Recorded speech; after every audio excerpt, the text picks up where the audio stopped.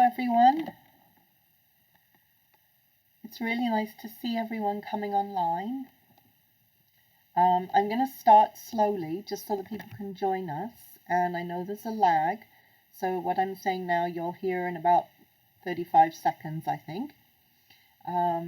If you can, when you start to hear me talking, could somebody very kindly type into chat just to let me know that it's working properly? Because I don't have my son here today, so I'm doing this all on my own.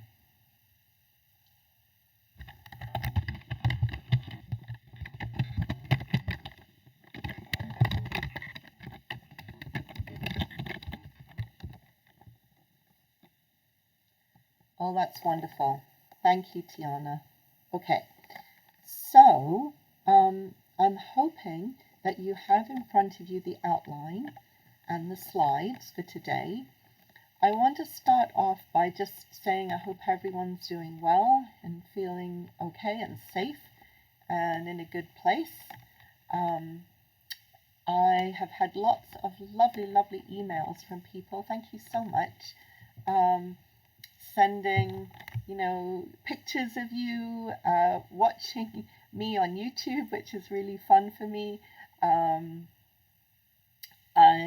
I've had people writing about last lecture, saying that the Wallerstein model made sense to them, which was exciting for me.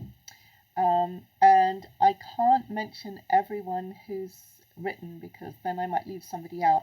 But I do particularly want to say hi to Wade if he's looking today, because I've really been missing seeing you, Wade, in class, and I hope you're doing well. It was so great when you used to come to classes, and we all miss you. So hope you're doing okay, and hope everyone else is doing okay too. So today we're going to talk a little bit about economic geography, go more into that. But before I do that, I promised you I'd tell you a bit more about the final. I will make a full announcement on Course Spaces about the final, but I'm waiting to hear from the Learning and Teaching Centre about the approval for our date and time. So at the moment, what I would ask you to do is please keep that day and time, the same day and time. I'm just checking my notes here. April 18th at 2 o'clock was when we were scheduled for our final exam, and at the moment that is what I'm still aiming at, and I'm hoping to do it via Course Spaces by posting the final exam just like an assignment, just like we've been doing for the newspapers, because that's something you're used to now. And I've talked to the TAs about it, and we have a approach that we have figured out. So I'm just waiting to hear from the Learning and Teaching Centre as to whether we're going to be able to do it via Course Spaces in the way that I want to. So I'll keep you updated on that, and I hope by next lecture, by next time, that I will have full information about it. But it will be fully announced on Course Spaces how we're going to do it. And as I say, at the moment, the way I'm hoping to do it is via the assignment tool. So I would post the exam at a particular time that you would be expecting. And then you could either type into it as a Word document, for example, and then send it back via the assignment tool. Or you could print it out and write on it if that's what you like to do, and then you could scan it or take a really good photo of it with your camera on your phone and submit it back that way. And that's what we're hoping to do right now. It would be timed in that sense, but of course I will give you extra time to allow for you to fiddle about with technology or any kind of hiccups that might occur for you. So if that seems like a sensible approach to you, I'd love to hear from you on that. That's my goal at the current time. So I welcome your feedback, okay? You can email me about that. So that's what we're doing at the moment regarding the final exam. I've heard from the TAs that most people have submitted their labs and their newspaper assignments. Don't forget to be in touch with your TA if you've had any challenges with that or if you need any assistance. Okay? The TAs and I meet regularly over email and online, so we're very much in touch, and if you have any issues, they're there to help you. So, does anyone have any immediate questions? I'm just going to wait for a second while you type into chat if you have any immediate questions or concerns or anything that's worrying you in particular. I will do a review section on the final exam in my last lecture. So you will have that as a help, okay? And I'll also post some tips and so on for the exam. So does anyone have any questions?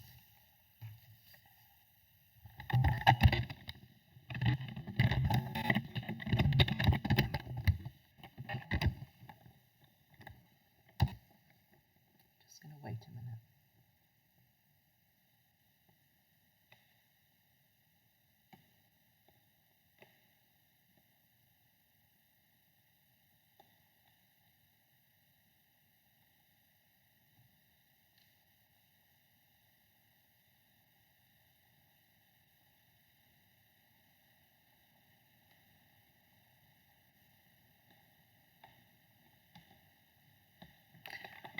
Hi, Ellie.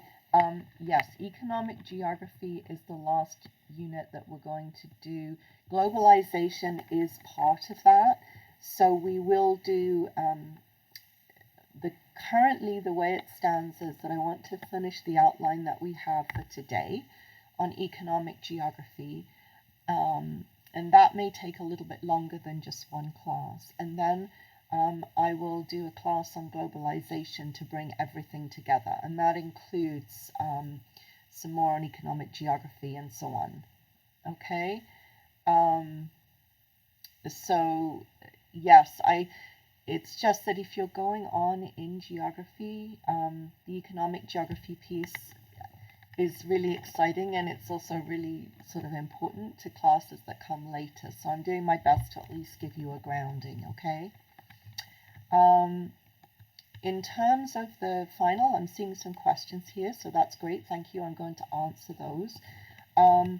Yes, the content of the final it'll be the same kind of format as the midterm was, but the way that I'm thinking about it is that the essay question will be more like long paragraphs instead of an essay.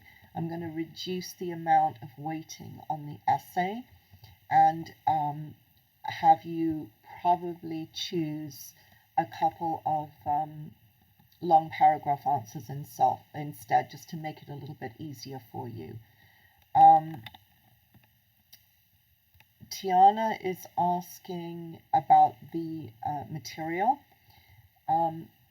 The material, so it's partly cumulative and partly not. What I mean by that is that the material that's covered on the exact details will be since the midterm. So the specific details of the kinds of geography that we've done will be since the midterm exam, but the overall questions, the long answer questions, you could use information, ideas, readings, etc. from anywhere across the course. So hopefully that answers that question. Kristen, I think you may have just joined us because I've just gone over about how the exam will be delivered. It'll be delivered on Course Spaces, so if you rewind a bit later, you'll see that, and I'll also put up a slide on it afterwards as well. Okay. So we're waiting to hear from the Learning and Teaching Center whether or not I can deliver it in the way that I want to using Course Spaces. It will be, I hope, on the same day and time that we had planned for. And if anyone has accommodation needs for for the exam, people who are approved by CAL and have official accommodations, if you can write to me, I'd really appreciate that. So I'm just going to type that. If anyone has accommodation needs for the exam, as you know, I'm not very good at typing and talking, so I'm just doing that. Please email me separately, and so I can accommodate you if you have official CAL accommodations. So I'm getting information that the video is taking a while to load, so just be patient. It will come to you eventually. I think it's because more and more people are working online. So hopefully, you know, it'll come, but we just have to be a little bit patient back and forth. But I think the chat is working well. So keep going, everyone. Take a breath and, you know, keep breathing, and let's see how we can do. So thank you, Kristen, for that information.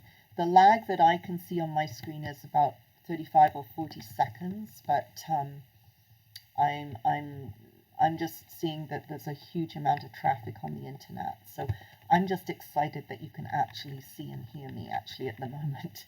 I've had to switch platforms in all my other classes several times, just so that students can connect and so on. So I'm glad this is working a little bit. All right, so hopefully I've answered your questions on the exam for now, and there'll be more information on that as soon as I hear back from the Learning and Teaching Centre in terms of how to deliver it via course spaces, okay?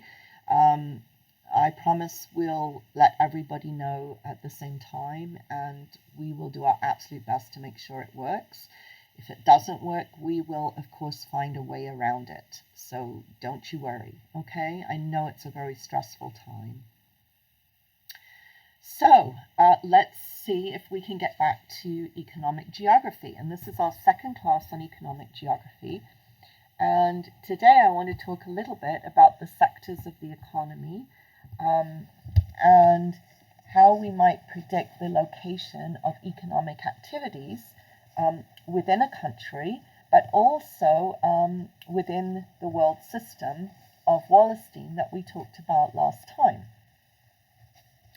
So if you can very kindly get your slides in front of you, you will recall that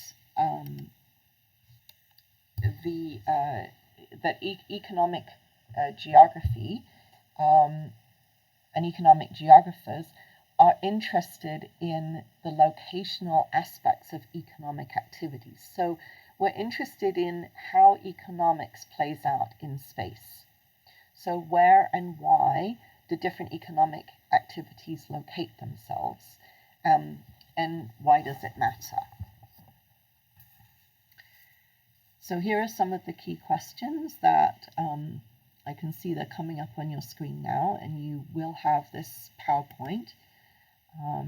And here is as I say, the definition, just to remind you of economic geography and the kinds of things that economic geographers are interested in.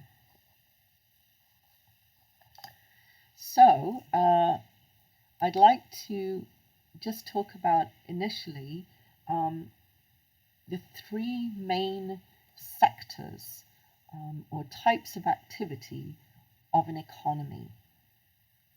And these are primary, secondary, and tertiary kinds of activity. And I'm going to go through each of them in turn because this helps a lot to understand the kinds of economic activities that are going on in a particular country, particular nation state, and also helps us to understand why some countries are stronger in the world economy than others. So, the first sector of an economy, the primary sector, includes activities like agriculture and mining and lumber. And you will remember that we talked last time about Canada being an example of a country that had moved from being periphery to core in Wallerstein's world system. And part of that transformation, we'll see that later in the lecture, part of that transformation has to do with the move from primary to tertiary activity. Canada is really interesting because we still, if you think about our identity, if you go back to social geography and think about our Canadian identity and what we're known for in the world, we're often thought of as very much being a primary activity economy. So a lot of our identity has to do with lumber and extraction, oil shale, etc. So primary activities are actually a big part of the Canadian identity. You'll see in a minute that they're actually not nearly so much of a part of our economic GDP or GNI as we think they are, but it's still very much part of who we think we are as Canadians. So that's kind of an interesting aspect to it. But if we talk about the primary activities of a country, these are the kinds of things we're talking about. Secondary activities are where you take something that's a raw material, such as lumber or metal, and you make something from it, you produce something from it. So these activities include things such as manufacturing cars. That was a big part of our secondary activity in Canada for many years.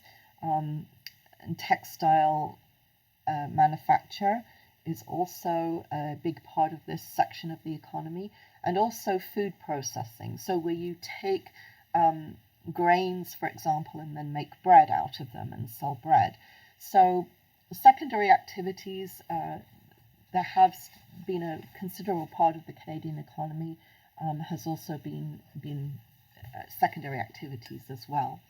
And when we think of a country making things or contributing things, this is often what we think about. We often think about secondary activities. What is it that they actually make in a country that they sell to other people?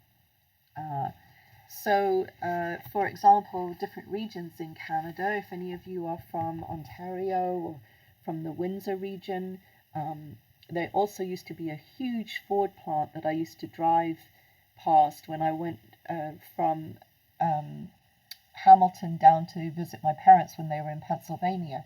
It was a huge Ford plant that we used to drive past around Niagara Falls area. Just went on for acres and acres, and very, very interesting. And that was a huge part of the local identity and regional identity there.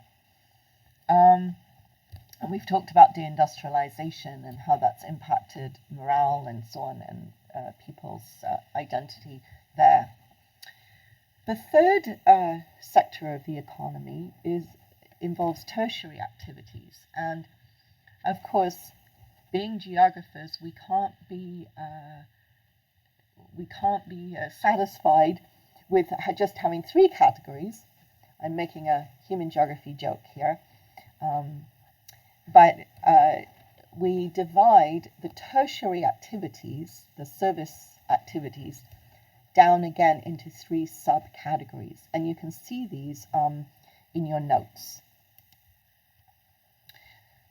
So tertiary activities in general, so primary, secondary, and tertiary just means first, second, and third. That's all it means, really.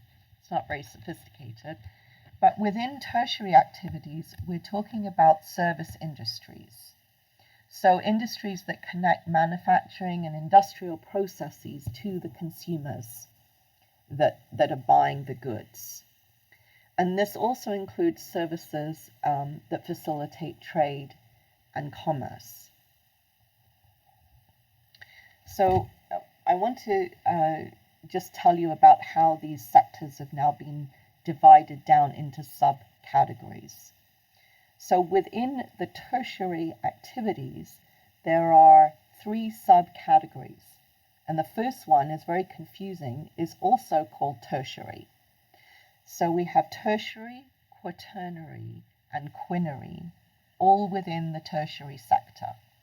And if that isn't confusing, I don't know what is. But I've tried to lay it out clearly in your notes. So within the tertiary sector, the first subcategory is tertiary, and that includes trade, transportation, and warehousing.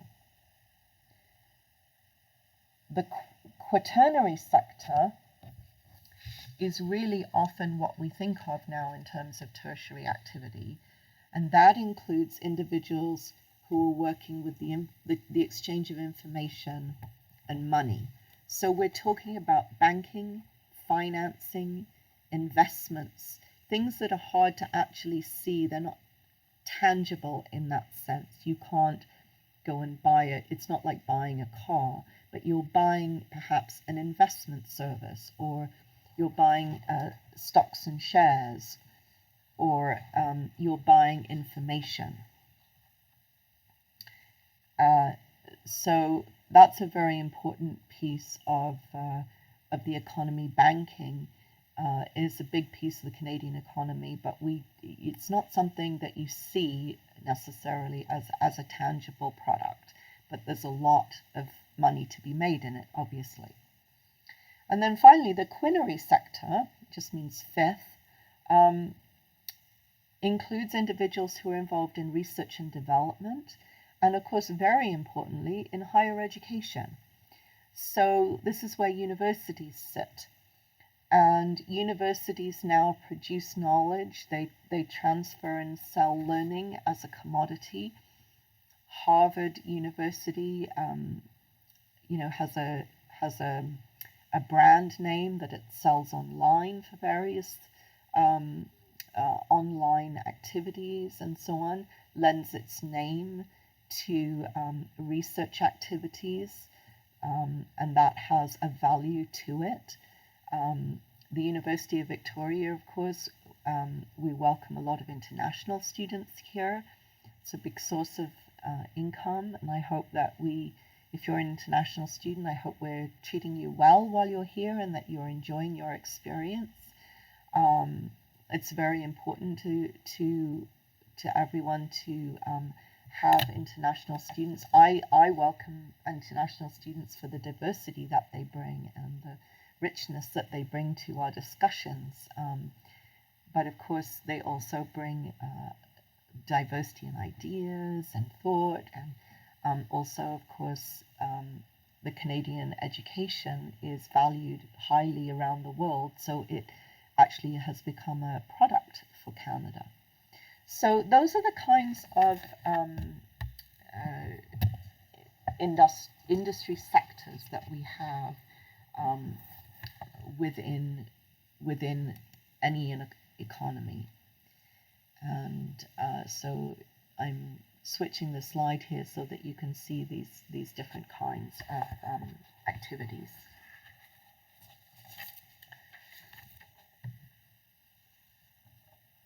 So when we're describing a country, we will often look at the kinds of activities that occur and think about the value of each of those activities to the GNI of the country that we discussed last time, the gross national income. So now I'd like to talk about the three main stages of development of an economy.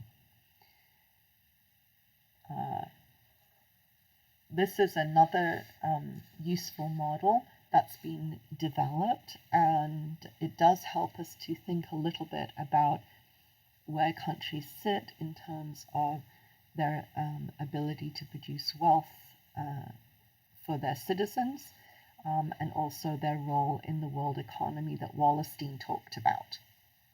So there are just three stages of development of an economy in the current model, and these are the pre-industrial stage, where you have mostly primary activities that I've just described, the industrial stage, where the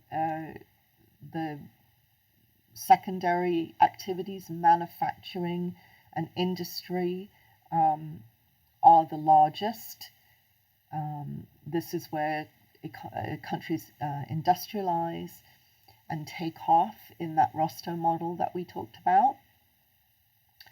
And then finally, you have a post-industrial stage where most of the labor force is engaged in the tertiary economy, so tertiary, quaternary, and quinary activities.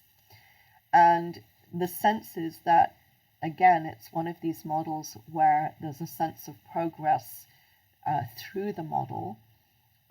You may have your own opinions about that and whether it's good to be a post-industrial economy or not. But when geographers are talking about a country having a post-industrial economy, that's what they mean. That's how it's defined. And when you see that written in the newspaper, that's what they mean. So I might ask you to define those types of sectors of the economy and give examples on the final, give examples of the kinds of activity that might be there. Or I might give you some examples of activities and ask you which kind of economy you think they would fit into.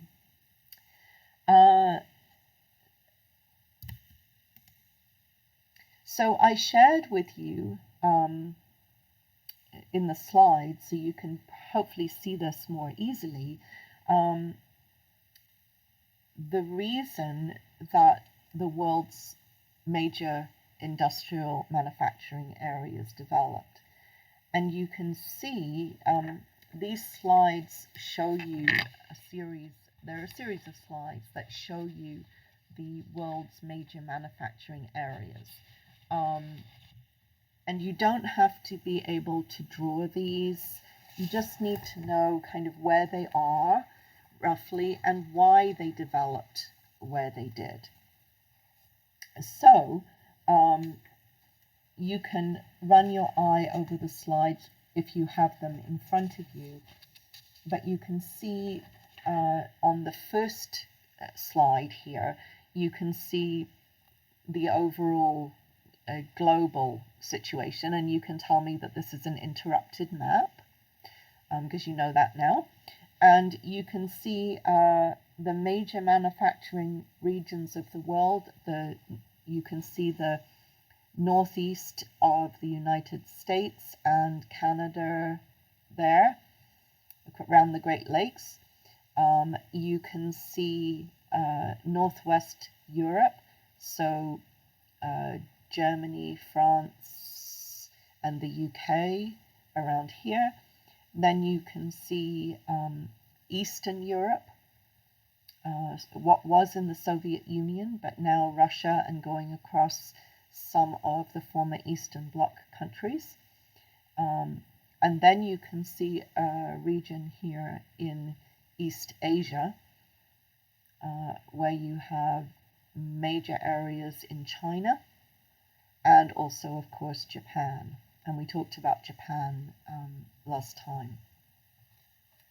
So the next slides I would just show you in class. You're not expected to know the details of those, but it's just interesting that you can look at the specifics of the different regions, and you can see the kind of details. So the first one is the major manufacturing area of the eastern seaboard of the northeast of the US and southeast Canada there around the Great Lakes, and then the corridor that stretches here from Baltimore right up to New York and so on. So just a big area there. And I want you to be thinking about, as we're talking, I want you to be thinking about what resource caused this pattern. What is it that's underlying every one of these regions? What was there that caused this to be the place that manufacturing started? So I'm going to type that right here.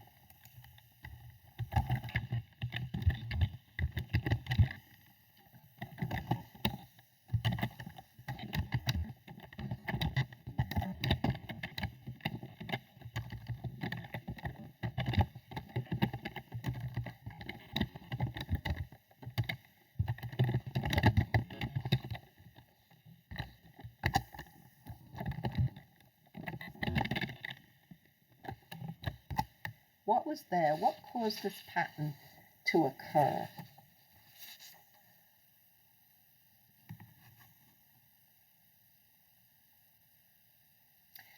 So Peter's saying access to water. Water is very important.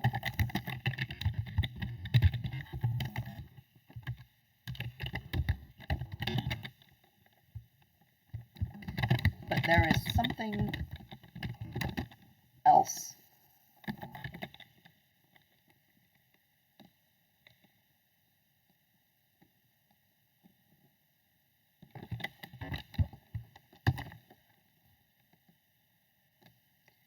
There's something else that was a resource.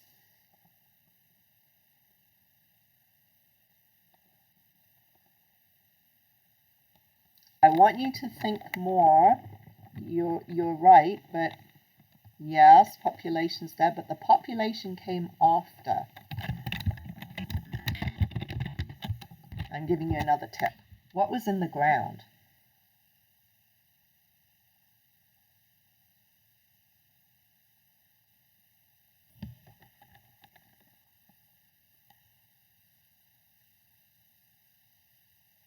Even before oil.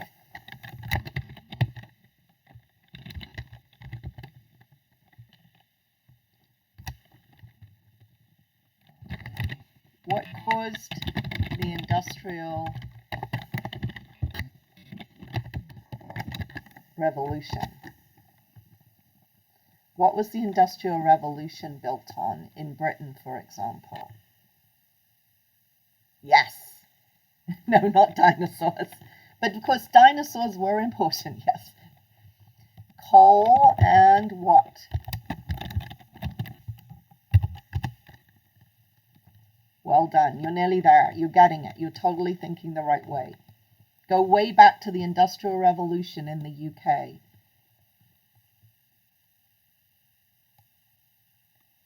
What did you need to make?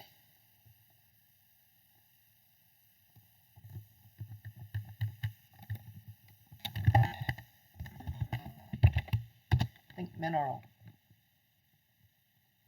Yes, you got it. Who is Alpha Plant Mom? Because you are very smart. Yes. Iron ore and coal and water. So water is in a lot of other places. But here you've got iron and you've got coal. And you have that in every single one of these places. And iron and coal are very hard to transport. And they're very heavy. So you're going to start your industrial activity where those materials are. So you got it. Well done. Fantastic. And hopefully, whoever it was, Jonah, has gone to the bathroom by now. Okay. So, okay, Dylan. You are amazing, and you got it. And a lot of other people got the coal. So well done. Yeah, you're literally thinking about original location theory is what you're doing. And this explains all of the particular locations that you can see in these maps. So you've got the slides so that you can look at them again. But for example, if anybody knows, if anyone's traveled to Western Europe, where I come from in England, for example, there isn't any coal or iron ore or anything there. What you can see here in this brown strip down England is the back of the Pennines. And that is where the main manufacturing heart of Britain is. So the coal and iron ore, this is where they were located. And this is where the Industrial Revolution began. Also, incidentally, where the best, what we call football, but soccer teams come from. So Manchester, Liverpool, Birmingham, Glasgow. So yeah. I don't know what the relationship is between football and manufacturing, but clearly there's a relationship. Okay. Similarly, over here in Germany, you've probably heard of the Rhine-Ruhr Valley, industrial heartland of Germany. also going into Belgium and so on. Very, very important. And you're quite right. I mean, water allowed for transport once those things were made, but they were so heavy that mostly the manufacturing was occurring there. Okay. So, and here similarly, you can see the centers in Eastern Europe and in Russia, the Volga, very famous manufacturing region. The Ukraine, another reason that Russia is very interested in keeping the Ukraine, although, to get back to your water point, Russia particularly interested in always having a warm water port. So there's two things to that. So, and then of course, you can see here the beginnings in China. You can see the location of the coal and the iron ore, and also, of course, the major river valleys in China allowing for the transportation. So, well done in thinking about that. All right.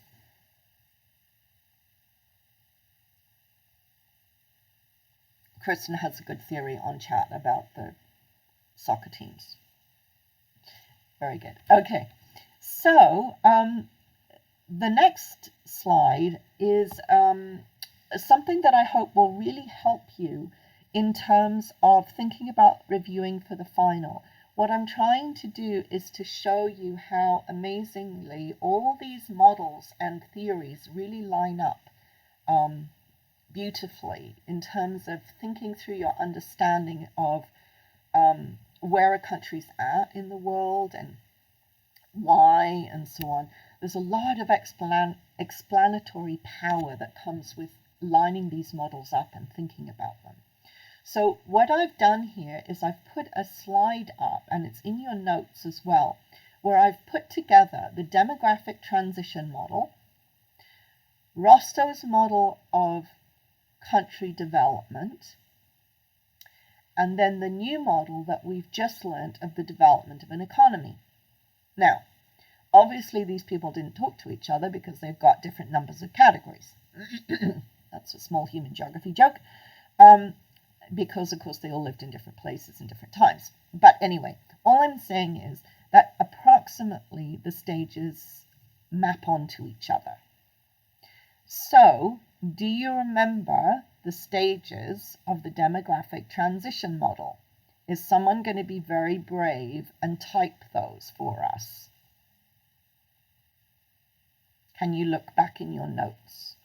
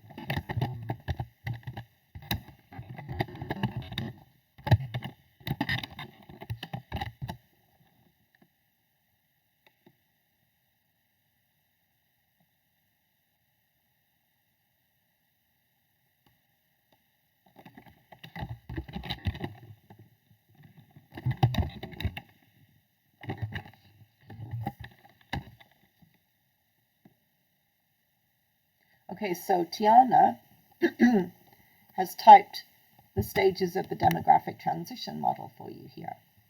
So you could line those up in your table, and you'll be able to start to see how they come together with the pre-industrial stage. So, for example, in the pre-industrial stage, where you've got primary activities going on, which by the way include agriculture,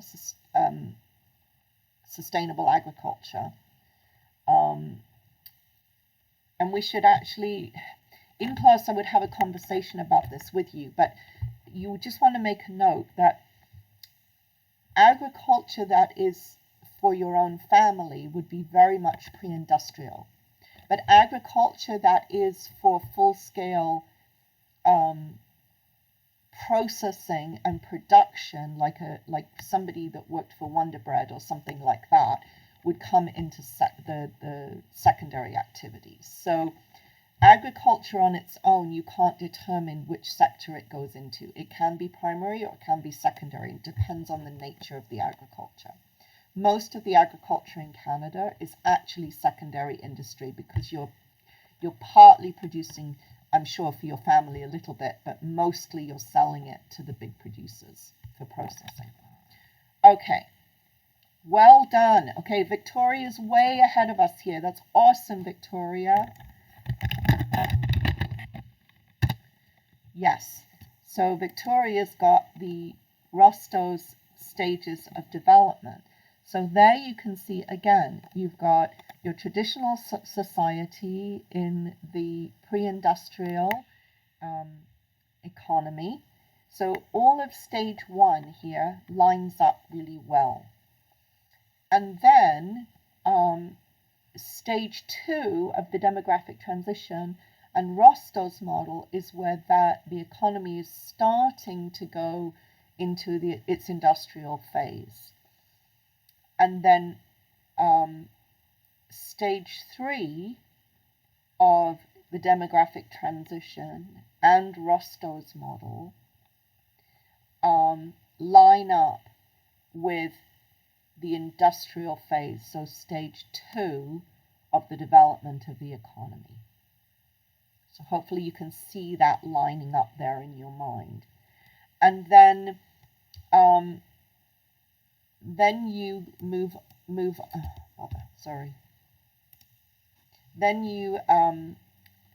on to the post-industrial phase. You're moving into the post-industrial phase in stage 4 of Rostow and the demographic transition, and then stage 5 of both those models line up very, very closely with the post-industrial economy in the right-hand column.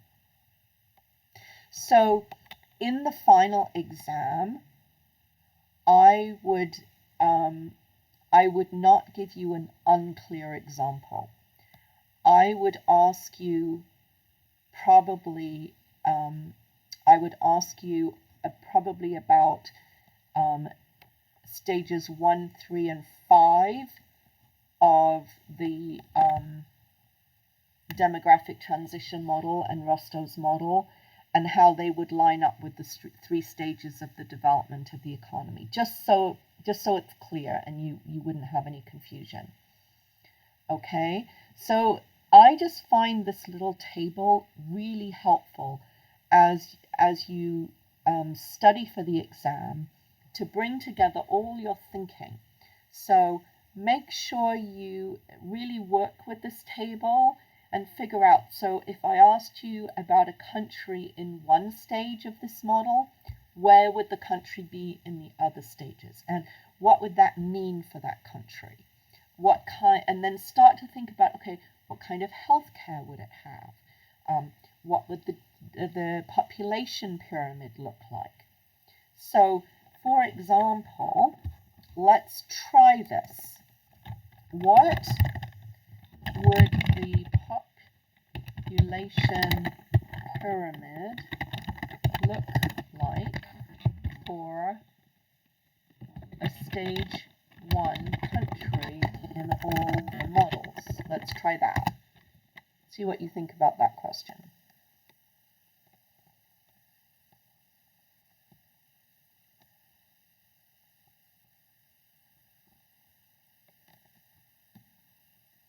Just going to wait while you have time to think.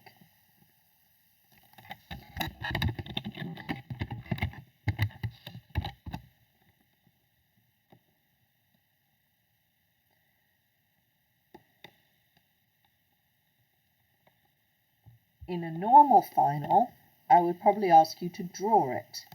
But that's going to be hard, obviously, because we're going to be doing, you're going to be sending a Word file back and forth. So I might have to ask you to describe the shape of it.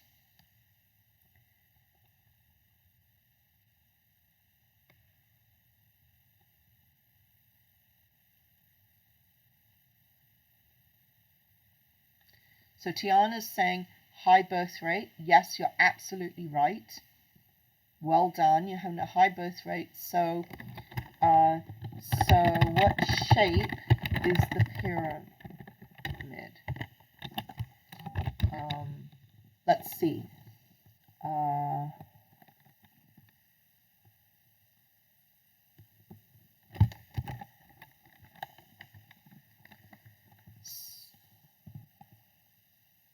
Well done.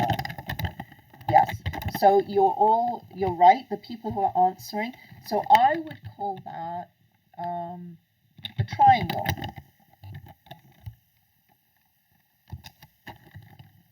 It's roughly a triangle. Yeah, well done. Exactly. So, so you can start to see how all these different things we've talked about start to line up. And when I talk to you in lecture about being able to think about what's going on in a country even before you visit, that's what I mean. To me, it's really cool and exciting how these models line up. And with just a little bit of information about a country, you can almost imagine what the issues are in that country even before you visit, which I think is really cool. And it gives you a huge insight. Like if you're reading about a country in the newspaper and you look up just a few indicators of that country, you're going to be so much better informed about why what's happening in that country is happening there. And I just think that's really helpful.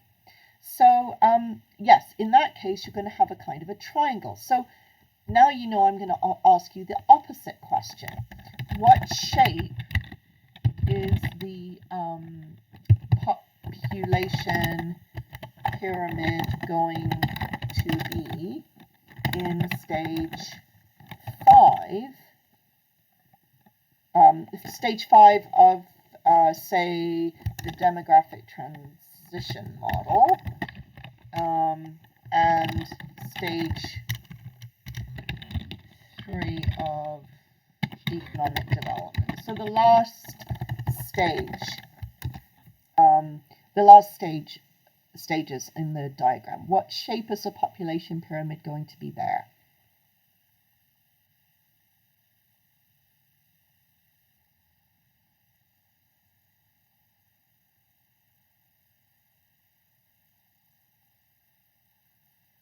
If we have a triangle in the first stages, what kind of shape would you describe for the last stages? How would you draw that?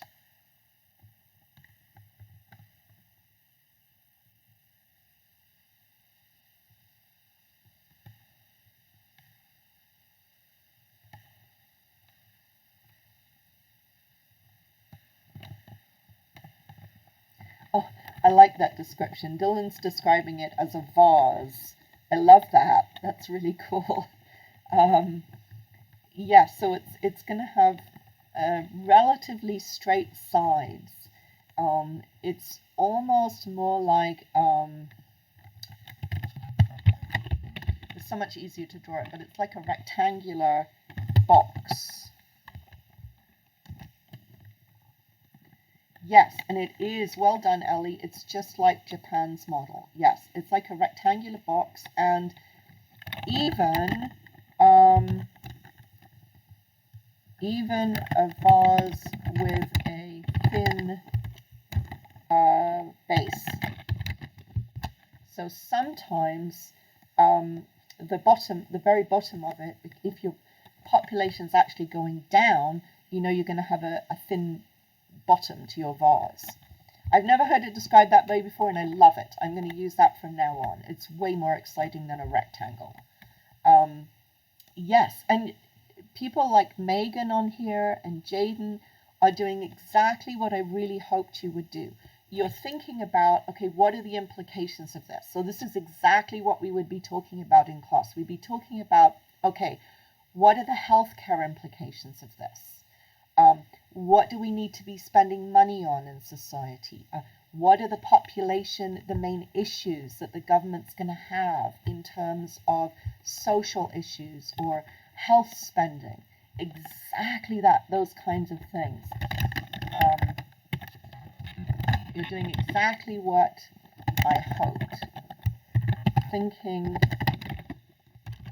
about the implications for policy and spending. Oops, my typing is terrible. Okay.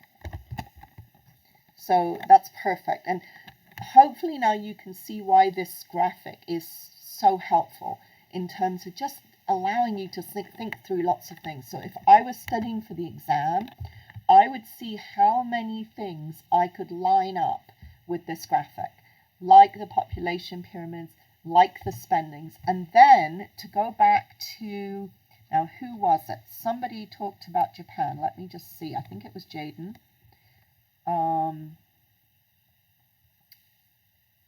But also thinking about make sure you have some country examples you can name.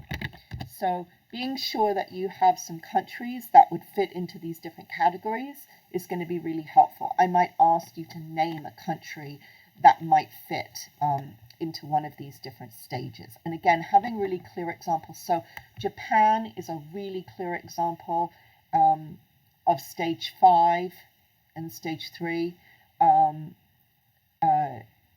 The Central African Republic is a very, very clear example of stage 1. So just be clear that you've got some really good examples there. So well done. That's great. Now, hopefully that helps you revise for the final. It should do. Those will be exactly the kinds of questions that we'll be talking about and answering. And those people who are on here on chat and listening, you're going to do really well.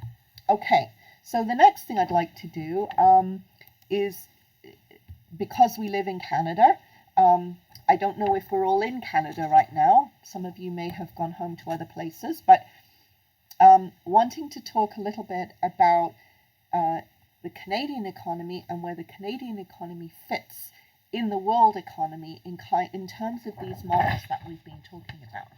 So I want to do, and with apologies, of course, to the historians who will know a lot more about this than we do, but I'd like to just talk a little bit about a very, very super brief history of economic changes in Canada. And so we always need to start, of course, by acknowledging the Indigenous trading systems that were here long before the rest of us showed up. Prior to colonialism, Indigenous cultures farmed here, we know that. They pursued aquaculture. They had very, very sophisticated trading systems within the region. These are increasingly documented both by the oral histories of the elders here in BC, for example, but also completely supported by the archaeological evidence as well that comes into play. So, and of course, you will know that when the colonists arrived, they thought that the landscape that they were looking at was a, quote, natural landscape. And of course, what we know now is that they were actually looking at a highly managed landscape. It's called the Quetlal landscape. And I don't know if, do you know what this picture is here of this beautiful purple flower?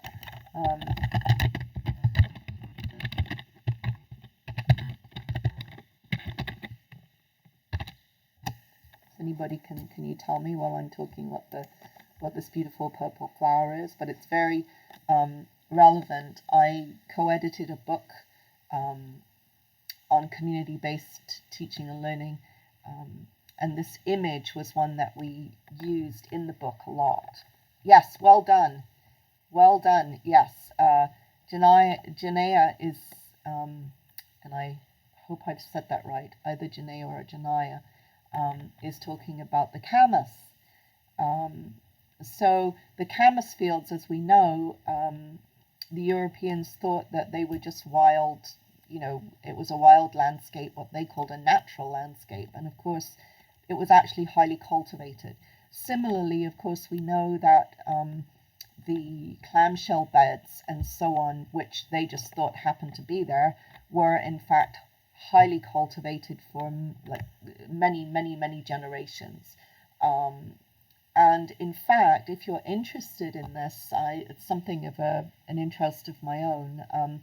If you're interested in this, you know that the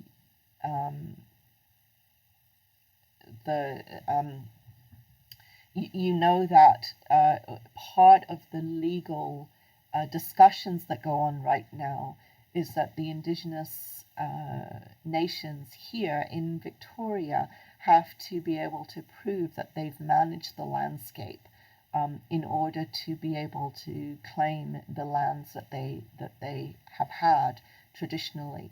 And there are geographers helping in court to show and document, and many others as well, but geographers have been a part of this in supporting as allies the indigenous communities here in being able to show that this is a highly managed landscape. It's not just a coincidence. And it's a really important distinction because it's only through being able to say this that under the law our indigenous communities have rights to their own land. So it's a highly complex and it's actually a very important topic. So if anyone's interested in that, please don't hesitate to contact me separately, and I can connect you to some people who work in this area.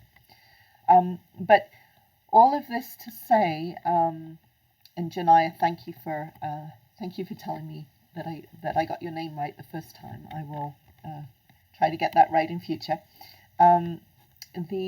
Just to say that the Aboriginal trading systems, the Indigenous trading systems, the First Nations trading systems, were here, of course, as part of the economy long before the colonial people showed up. So, yes, Dylan, no, not Dylan, sorry, this is somebody else, the Buds of May. I'm not sure who the Buds of May are, but you are 100% right, writing on chat here about the history. And in some of my other courses, I have guest lectures about Beacon Hill Park and various areas. I take field trips with students to have us talk about this whole area. Very, very important, very, very important conversation to have, and becoming increasingly important. I think, when you go to a new place, you don't read that cultural landscape until you've been there for a while. And we've talked about reading cultural landscapes. And, it's very rare, in fact, I think, in the world that places you go to are, quote, completely natural. They've nearly all been impacted in some way by people. And so what we tend to think of as, quote, natural often isn't. For example, in Britain, the parkland is intensely designed to look natural, but in fact is entirely created, and people don't often realize that. So it's just, to me, a fascinating topic. But those trading systems, we've talked about language groupings, we've talked about trading systems that went across what is now the US-Canadian border in BC, and the fact that the trading systems made much more sense to go up and down the rivers and use the water, the river catchments, and the oceans as trading routes that were within a trading area rather than using them as boundaries, as, for example, the British did in Africa. So very, very important. And I can say one thing that super excited me was I discovered 3 years ago that I had camas growing in my garden. It just showed up, and I thought it was a bluebell. and I nearly pulled it out actually, but I discovered last year that they'd multiplied. So now I have a tiny little camas patch in my garden, and it's very protected, and I'm deeply humbled that it's come. So hopefully it'll come back, and you can be involved actually in helping to restore the landscape in Victoria. Perhaps some of you do that. There are good opportunities to go out and volunteer and get rid of the invasive species. I can see some of you talking about that. And if anyone wants to be connected to groups who do that, I can help with that. It's a really valuable way, I think, of feeling connected to place in terms of helping to restore the landscape. Acknowledging that those trading systems were there in place in the first, for time immemorial. After that, once the colonizers arrived, you have a long period in Canada, and this is, as I say, where I think some of our our current identity on the world stage still comes from. You have a long period of sort of a pre-industrial economy where you've got primary manufacturing, and right from when colonialism started, of course, there were many subsections to this major historical period, but right up until World War II, the colonies of France and England in Canada, Australia, the US were kept as primary resources, extraction places for to supply the wealth of the empire, and the profits going back to the headquarters in Paris, in London, and so on. So we all know about the Bay, which I find it interesting because the Bay doesn't necessarily use its full name anymore. I think it's trying to distance itself a little bit from that history. But the Hudson's Bay Company, of course, well known as starting in terms of fur and trade. The Hudson's Bay Company often being an intimate part of the colonization imperative. Certainly very true in Victoria, if you know about that history. The supporting of essentially of the colonial powers in Western Europe, and this was the time then when places like Canada and Australia and the US were part of the periphery in Wallerstein's model that we talked about. They were providing goods that ironically were considered low value, low added value, even though they were the primary resources that everything else was made from. So a long period of time there, and these incredibly rich resource areas, these resources being used to essentially fuel the industrial revolutions back in Europe. We talked about how as the US and Canada came into World War II and were a big part of World War II, that those countries industrialized relatively rapidly. So Canada went through its Rostow takeoff relatively late. It had been kept as a primary resource for the UK. But because of World War II and the contributions that Canada, for example, and the US were making in World War II, they needed to industrialize to be able to support the war effort, and they did so. And once they had done that, of course, they weren't going to go back. The economy had changed.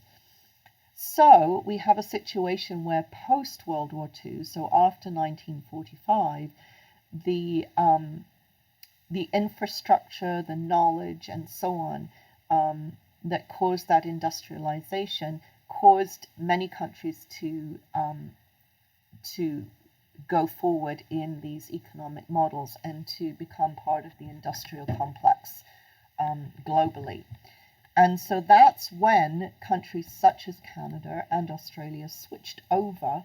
Japan also switched over to becoming part of the core in Wallerstein's model, and to move towards industrial and then later post-industrial economies. So in the 1980s, in Canada, we have a strong service economy developing. And when we talk about the service economy, I'm talking in particular about banks. And I have to be very careful here. I'm not endorsing any bank in particular. So I tried to put the logos for all the big banks I could think of in Canada here. So not endorsing anyone in particular.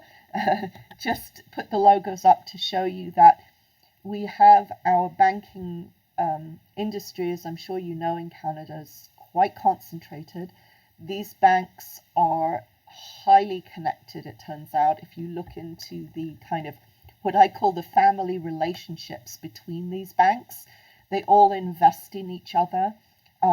They have members of, if a member of one banking family is on the board of their own bank, they also tend to be on the boards of the other banks. It's very interesting when you trace these relationships.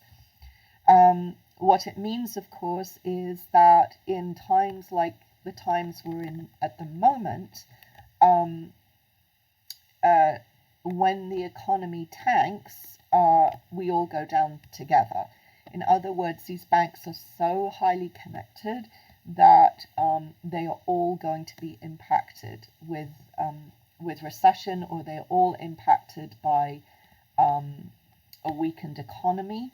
So, for example, if you're looking at exchange rates right now, Canadian dollar not doing well, as I'm sure you probably know, right now. So we have a lot of vulnerability in our banking sector, because compared globally, it's relatively small, and we don't have that many banks. Big banks, these are the ones mostly, the ones you can see here. So it makes us very vulnerable, and you can see that right now. You can see I couldn't believe how actually connected these banks were. And if you, for example, as somebody, probably none of us have this problem, but if you were somebody who had a lot of money to invest, Canada's fairly risky, because wherever you put it, it's all connected in terms of the banking sector. So if you ever get rich, you might want to think about that. Sadly, I don't think it's a problem many of us have, but there we are. Okay. So what I'd like to talk about now is how you can see this change in the relative sectors of the Canadian economy. It's kind of interesting. I talked about, how we have this perception that we are a primary economy, that we depend a lot on lumber and mining and oil and so on. But when you actually look at where people are employed in the Canadian economy, I think this graph is really, really interesting. So you can see that the percentage of people employed in agriculture is actually, and primary industry in general, is actually less than 4%. We still do make things, but not that much. And we've talked about deindustrialization, but we're looking at about 18% of people employed in industry of one kind or another. And look at the percentage of people who are employed in the service economy. So that's the tertiary economy, services of all different kinds, banking, insurance, education, those kinds of things. But that's nearly 80% of our population is employed in services.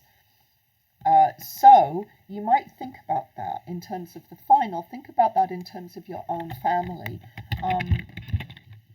Which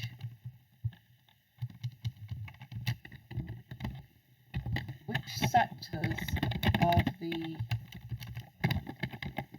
economy do you and your family / friends work in? So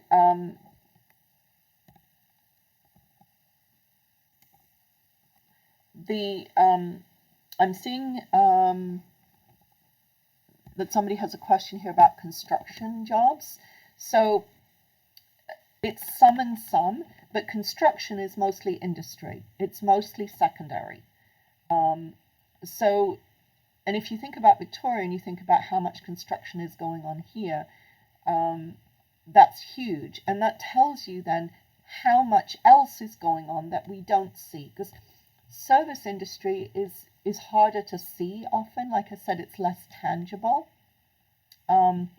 So you'd sort of have to break it down a little bit. So the construction is usually, is mostly secondary, it's industry, but it also has sometimes some service components to it. So for example, the architects who would design the house would be or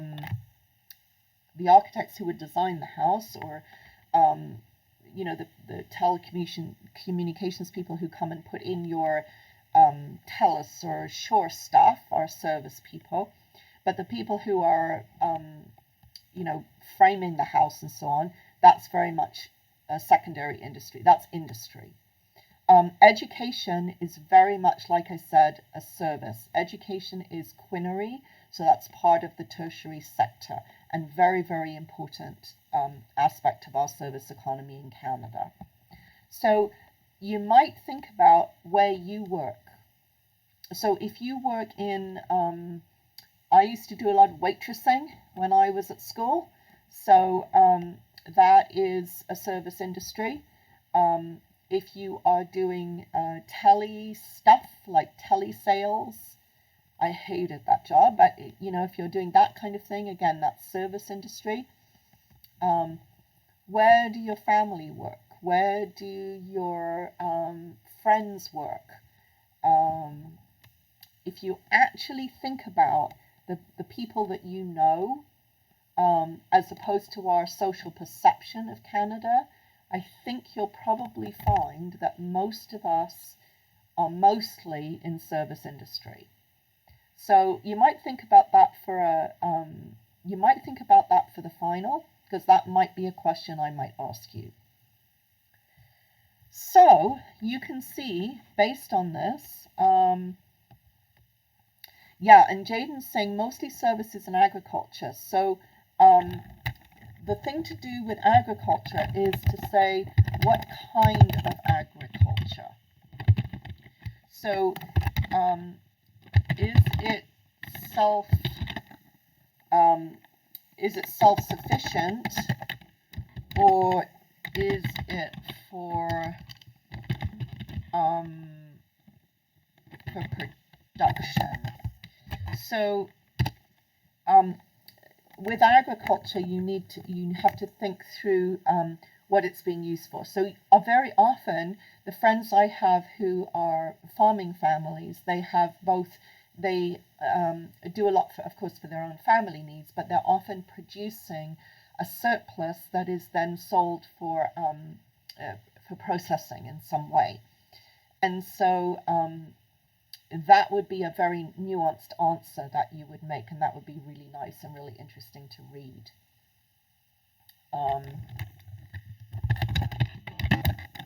You have to distinguish in your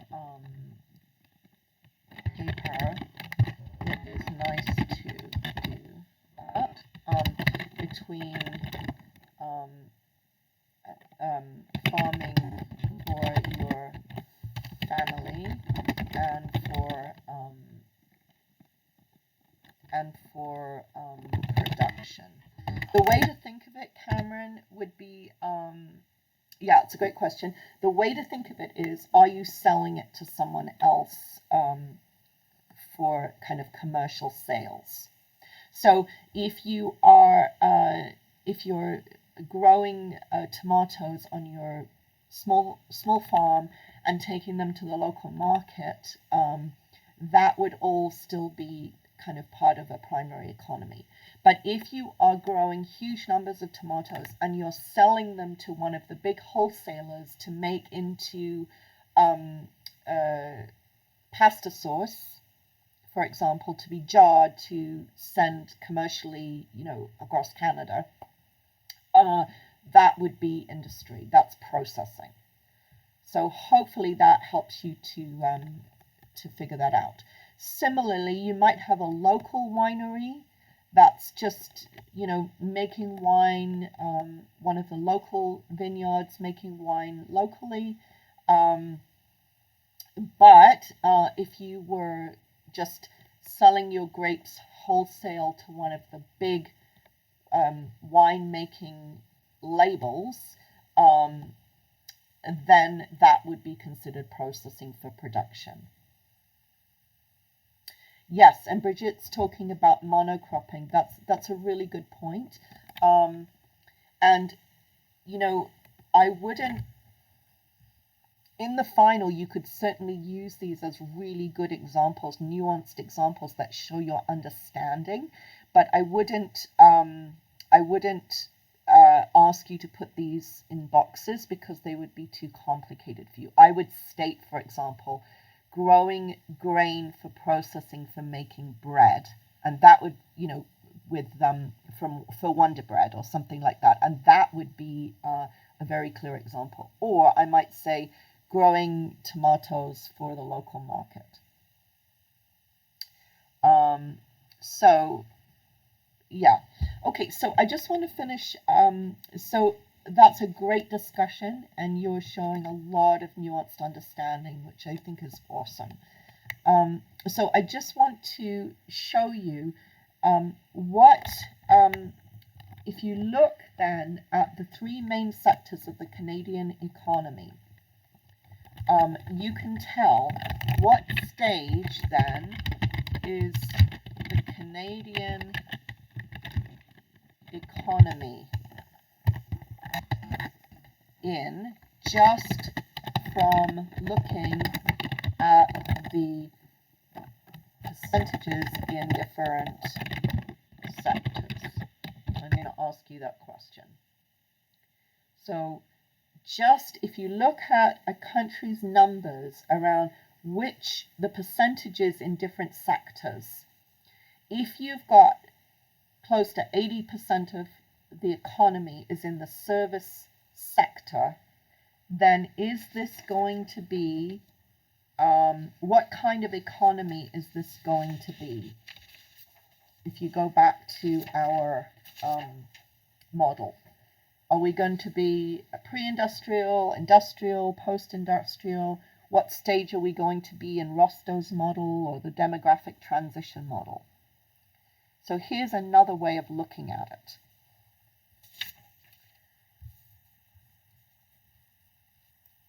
And this is another great clue when you look at a country.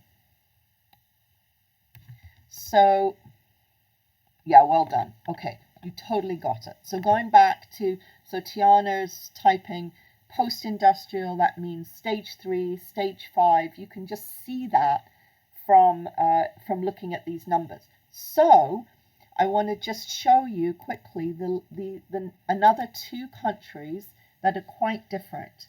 And you can see this in the structure of just by looking at these three sectors. So here's China, and you can see, if you look at the last bar on the right, you can see an almost exact balance here.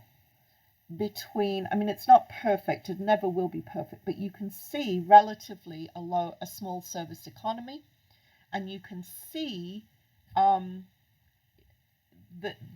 three different sectors, the primary, secondary, and tertiary, are balanced pretty closely. So you can see that China is in which stage? So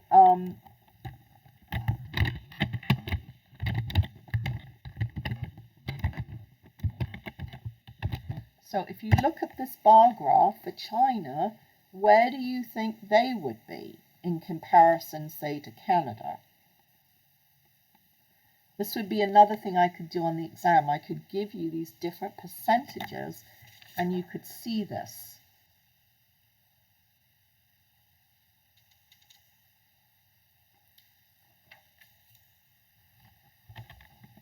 So this is the bar graph for China.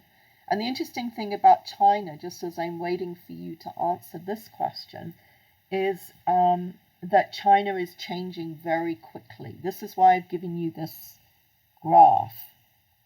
So yes, well done. People are getting this very much for China. And you,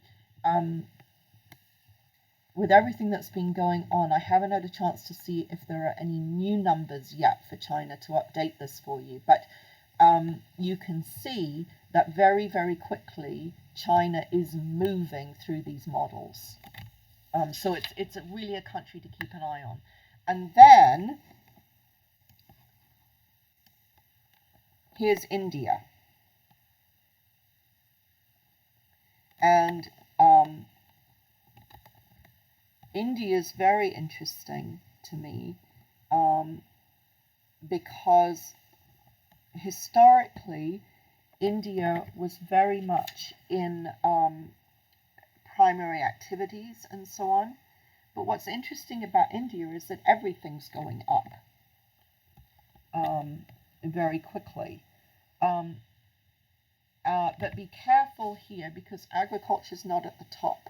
So you can see the blue is actually agriculture. And you can see in the case of India here, you can see that you have an example of a primary industry mostly. So what kind of place in the models would India have? Be careful because it's the other way up. Here the blue is not services, here the blue is agriculture, so look at it carefully. You can see that the percentage of agriculture is coming down, but you can still see that it's relatively very high. So if you have 50% of people engaged in primary agriculture, yes, you're absolutely right. Janaya and Jaden, you're absolutely right. You've got a pre-industrial economy. And of course, India also moving very fast. Now, the last thing to say about this, if you can just stay with me just for another minute, the last thing to say about this is that you remember we talked about the informal economy. The more you have a pre-industrial society, so the more you have a country where you've got subsistence agriculture going on, the greater, if you think about it, is the size of the informal economy. Because if you have subsistence agriculture, you are bartering with your neighbors, you're selling in little local markets for cash perhaps. You're not part of the taxation system. So you're not going to be recording what's going on in the informal economy. So what I'm saying here is that the more a country is pre-industrial, in fact, the more is hidden in the informal economy. So what I'm saying there is that although it looks like agriculture is 50% of the economy in India, if you see that disproportionately in this graph, in fact, the informal economy, that's the one that isn't recorded in the graph prior, is actually 98%, you can see how much more that is the size of that piece of agriculture. So that might give you a sense of how much is not recorded, and also that the previous graph was in a, if you like, a very conservative estimate of how much subsistence agriculture was going on. To answer Norlandic's question, no, an answer like pre-industrial would be enough. If I asked the question that way, I would just be looking, or I might ask you, what stage in Rostow's model do you think they're in? And you could just say stage 1. And that would be enough of an answer if I asked the question that way. I wouldn't expect you to remember the percentages. I would just expect you to remember the relative percentages, by which I mean you would say that agriculture would be the highest percentage, for example. So hopefully that answers your question.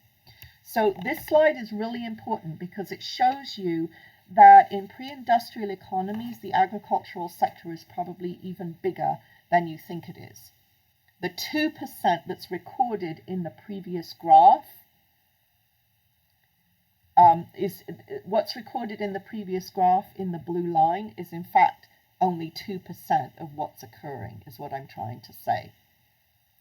Okay, so you can see within my slides that there are 2 activities to do. And those 2 activities are asking you to think about exactly what Norlandic's question is, which is to be able to fill out these tables. So again, this is all really helpful revision for the final. So what I'd like you to do for next time is do these activities. Look at the next 2 PowerPoint slides, this one and this one, and see if you can fill out these boxes based on what we've talked about today. Make notes, see the percentages, fill out the percentages from the graphs that I gave you, and see if based on those percentages you could predict where those countries are.